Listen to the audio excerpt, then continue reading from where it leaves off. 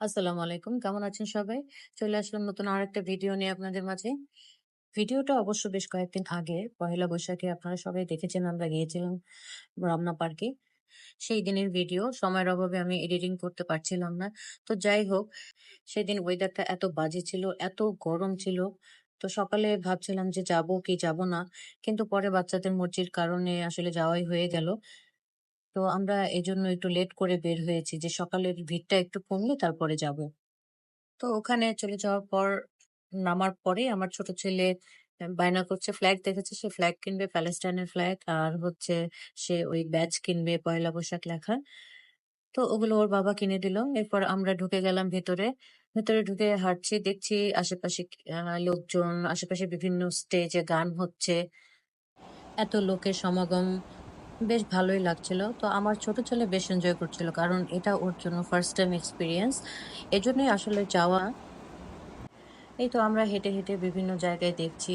আর যেহেতু এত বড় প্লেস, অনেক লোকের সমাগম ছিল, অনেকগুলো স্টেজ প্রোগ্রাম হচ্ছিল।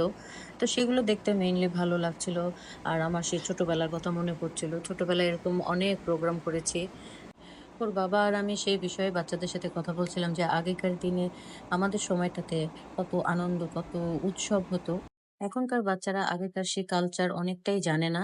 আগে পহেলা বৈশাখ মানে ১ সপ্তাহ ব্যাপী মেলা হতো, বিভিন্ন কালচার প্রোগ্রাম হতো। তো সেই দিনগুলো, সেই আনন্দগুলো এখন আর হয় না।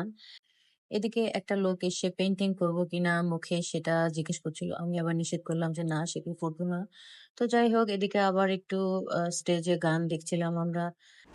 তো আমার খুব মনে পড়ছিল, আমি একটু ইমোশনাল হয়ে গেছিলাম। কারণ আপনারা সবাই জানেন আমি আ গান করতাম। ছোটবেলা থেকেই আমার গানের হাতেখড়ি। তাই আ গানের বিভিন্ন প্রোগ্রাম বা বিভিন্ন কালচারাল প্রোগ্রাম গুলো আমাকে বেশ টানে। তো এদিকে এত গরম ছিল। তো একজন আইসক্রিম বিক্রি করছিল। তো ওর বাবা আমাদেরকে আইসক্রিম কিনে দিল। আমরা এদিকে মা ছেলেরা মিলে আইসক্রিম খাচ্ছি। আর মোবাইলটা তার হাতে দিয়ে বললাম, "তুমি এবার আমাদের ভিডিও করো।" সে ক্যামেরাম্যানের মতো সুন্দর করে আমাদেরকে ভিডিও করছে। এদিকে আমরা বেশ এনজয় করেই আইসক্রিম খাচ্ছিলাম। বাচ্চাদেরকে নিয়ে আসলে সময় কাটানো সবসময় হয়ে ওঠে না বাইরে কোথাও। তাই ঐদিন বেশ ভালো লেগেছে। ওরাও এনজয় করেছে। ব্যস্ত জীবনে আসলে আমরা এতটাই ব্যস্ত হয়ে পড়ি, নিজেদের জন্য একটু সময় বের করতে পারি না। তো যাই হোক, এবার হাঁটতে, হাঁটতে সামনে কিছু দূর এগিয়ে দেখলাম একটা ছোট্ট মেয়ে ফুল বিক্রি করছে। তো আমার হাসব্যান্ড সেখান থেকে মালা দেখছিল। তো এটা নিয়ে আমি একটা গানও করেছিলাম, আপনারা দেখেছেন।